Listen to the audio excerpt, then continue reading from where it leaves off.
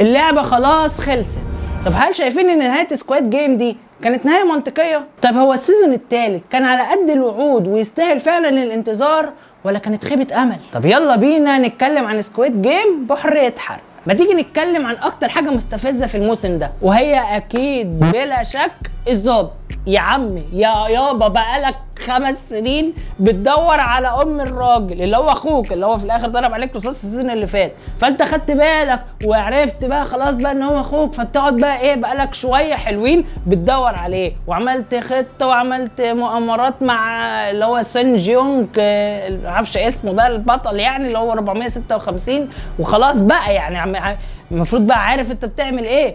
ولكن بقاله اكتر من 7 سنين مش عارف بيدور على حته جزيره وجايب درون وجايب معاه الناس ومش عارف تلاقيها. يا عم ده جوجو في دراجون بول زد كان بيوصل يا عم قبل منك. تاني يقول له خلي بالك الراجل الفلاني ده انا شاكك فيه، وانت المفروض اللي هو انت الظابط، انت يابا الظابط، انت اكتر حد المفروض تبقى بتشك في الناس. لا لا لا ده انقذ حياتي، مستحيل يكون هو اللي بيخوني. ما شاء الله انا حاسس ان المسلسل ده لو قاصد يطلع رجال الشرطه الكوريين ان هم هبل مش هيعمل كده. طيب خلاص عرفت بقى الخاين وقدرت ان انت توصل للجزيره وخلاص وصلت للالعاب رغم ان كل اللي كانوا بيلعبوا ماتوا، وقدرت ان انت توصل وتشوف القائد اللي هو اخوك.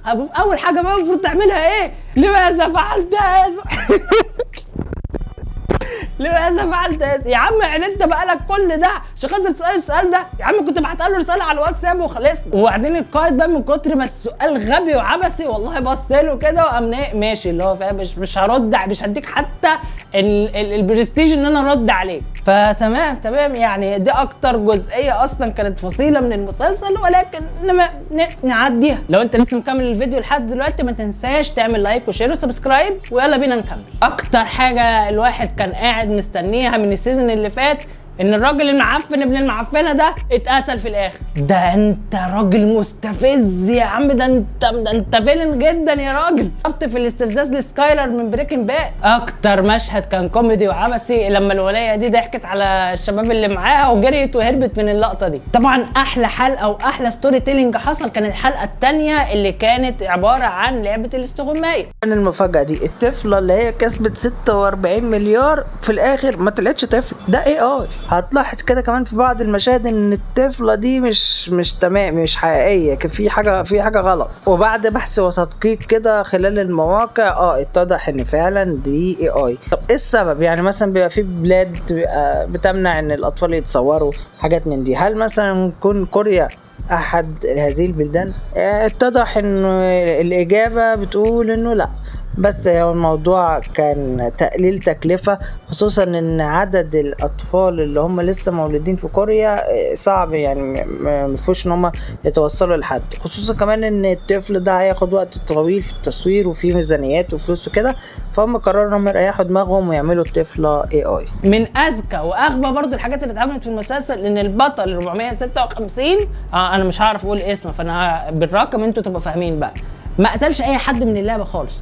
في حوالي مثلا السيزون الاول ولا الثاني ما كانش داخل كده عنده نيه ان هو يقتل اي حد، والوحيد اللي قتله هو الايه الواد الطيب الازرق ده. طبعا هو قتله ليه؟ لان هو في وضع مش مستمح ليه ان هو يفكر، هو بقى شايف نفسه هو السبب في موت الانقلاب اللي كان عمله في السيزون اللي قبله وموت صديقه المفضل، فخلاص بقى هو مش شايف قصاده وبيحاول ان هو يطلع الحمل ده على اي حد. لا هو ده الشماعه اللي هعلق عليها فشل، فما كانش شايف قصاده. فدي حته ذكيه وفي نفس الوقت حته غبيه، اللي هو طب يعني انت يا معلم بعد كل الحوارات اللي انت شفتها دي مش عارف تتمالك اعصابك وبتنتقم من ده. والذكاء برضو زي ان هو بعد لما قتله لا انا فعلا السبب وايقن ده، بس بعد ما الراجل مات وروحه انتهت.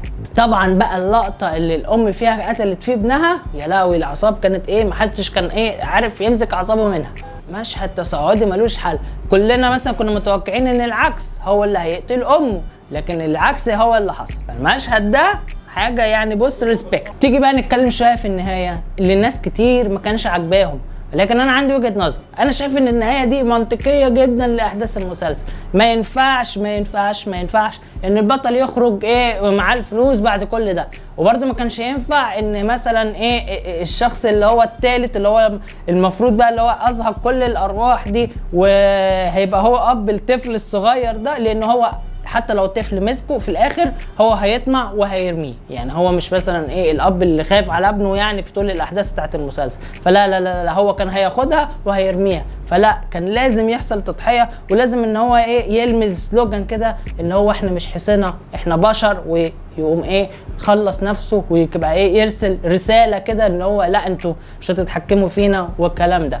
طبعا النهايه مفيش بني ادم كان يتوقع ان الطفله الصغيره هي اللي في الاخر هتاخد كل الفلوس دي. وما شاء الله يعني شوف بقى ان احنا كنا بنشتم فيه من الاول الظابط، في الاخر جاله الفلوس وجاله بنت صغيره هديه كده اللي هو فاهم يعني. والله حتى الهبل بيكسبوا، وطبعا بياخدوا الفلوس لبنت برضه 456، وفي الاخر ان هي خلاص بقى بتاخد باقي الفلوس بتاعت الاب. ففي نهايه سعيده، وبنشوف ان في الاخر هيبقى في مثلا سيزون رابع امريكي. انا مش شايف ان دي النهايه، انا شايف ان النهايه ان هو بيقول لك ان الالعاب هتفضل مستمره ومش هتنتهي، وهيبقى اللي هو اللي هي النهايه الدارك شويه. استبعد ان هيكون في سيزون رابع او سيزون اجنبي عباره عن امريكا وكمان كيت بلينشت والكلام ده. حتى في تسريبات لمثلا مين اللي ممكن يلعب الابطال في النسخه الامريكيه دي. انا شخصيا مش شاري، ما اعتقدش برضو ان تكون دي هي وجهه نظر المخرج والمؤلف. اعتقد ان هو مستكفي بالنهايه دي، لكن محدش طبعا عارف نتفليكس لان هي اكتر شركه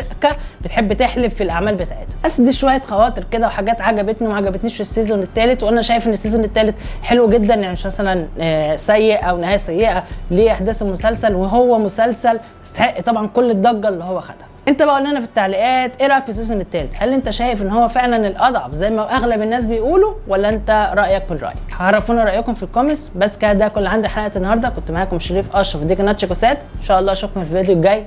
سلام.